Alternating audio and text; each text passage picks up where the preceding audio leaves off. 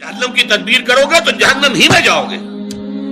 اللہ تعالیٰ زبردستی کسی کو جنت میں داخل کرنے والا نہیں ہے. اور جنت کا معنی ہے تو محنت کرنی ہوگی، اس کے لیے محنت اور مشقت کرنی ہوگی، اس کے لیے ایمان اور عمل صالح اور تواصی بالحق اور تواصی بالصبر کے تقاضے پورے کرنے ہوں.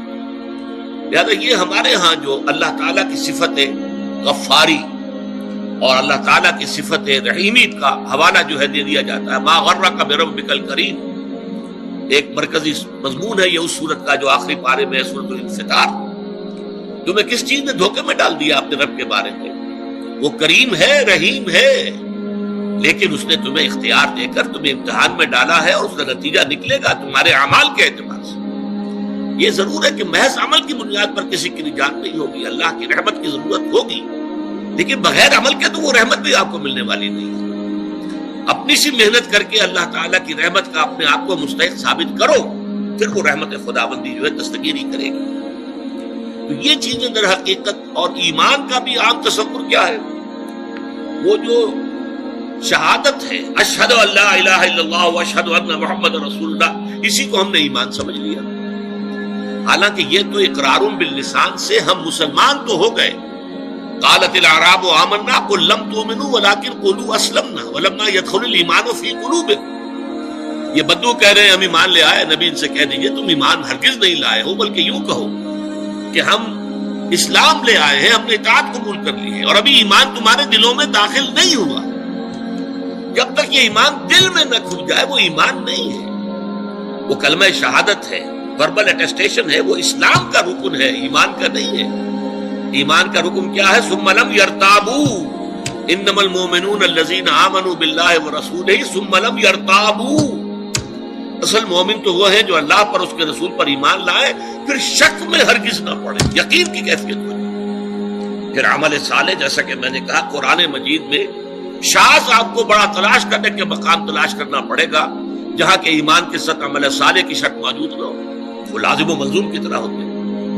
پھر یہ تواصی بالحق اور تواصی بالصبر، تو یہ تمام چیزیں لازم ہیں، اور ان کے لزوم کو در حقیقت ذہن نشین کرنا، جیسا کہ میں نے عرض کیا کہ اس کی ہمارے اس منتخب نصاب کے درس کا مرکزی ہدف یہی، ٹارگٹ یہی کہ ہمارا جو تصور ہے فرائض دینی کا وہ بدل جائے. اب دیکھیے ان چاروں چیزوں کے اندر در حقیقت یہ چار چیزیں نہیں ہیں، بلکہ یہ ایک ہی سلسلے کی چار کڑیاں ہیں. ایک سے دوسری شے خود بخود برآمد ہوتی ہے. میں اس کو ایک بڑی سادہ سی مثال سے پہلے سمجھاؤں. دیکھیے دنیا میں کوئی معاملہ آپ کے سامنے آتا ہے، فرض کیجئے کہ کوئی جھگڑا ہے، کوئی تنازع ہے، کوئی قضیہ ہے.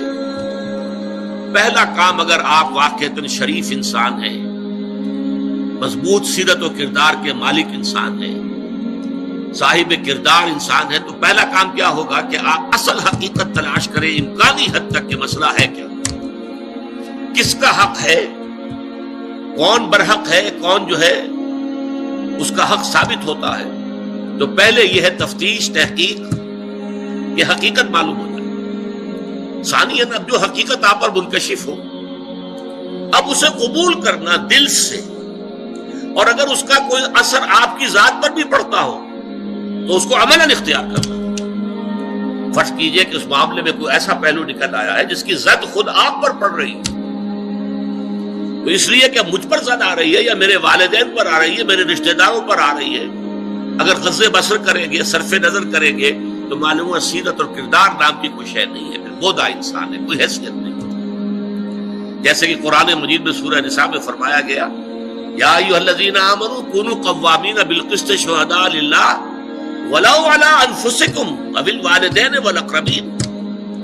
اے ایمان والو کھڑے ہو جاؤ عدل کے علم بردار بن کر، اللہ کے لیے گواہی دینے والے بن کر، اور چاہے کوئی معاملہ ایسا ہو کہ جو تمہارے خلاف جا رہا ہو، تمہارے والدین کے خلاف جا رہا ہو، تمہارے رشتہ داروں کے خلاف جا رہا ہو، عدل کا دامن ہاتھ سے نہیں چھوڑو.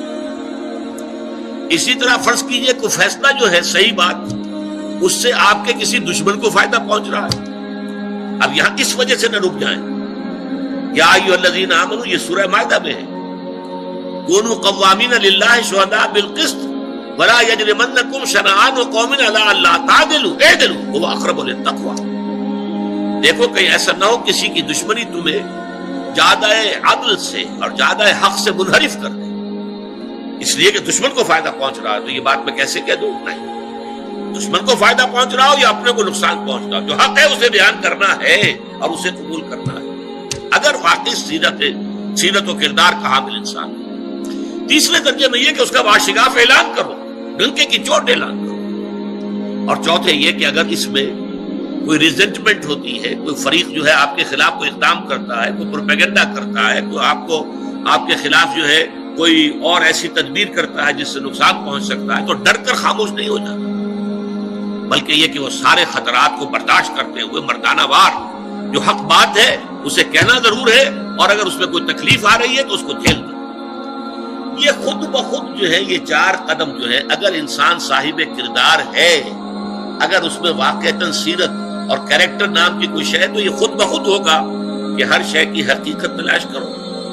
نمبر 2 اس کو قبول کرو، اور اس کا کوئی عملی تقاضا ہے تو اس کو پورا کرو، اس کا اعلان کرو ڈنکے کی چوٹ، اور اگر اس میں تم پر کوئی تکلیف آئے تو جھیلو، برداشت کرو، مردانہ بات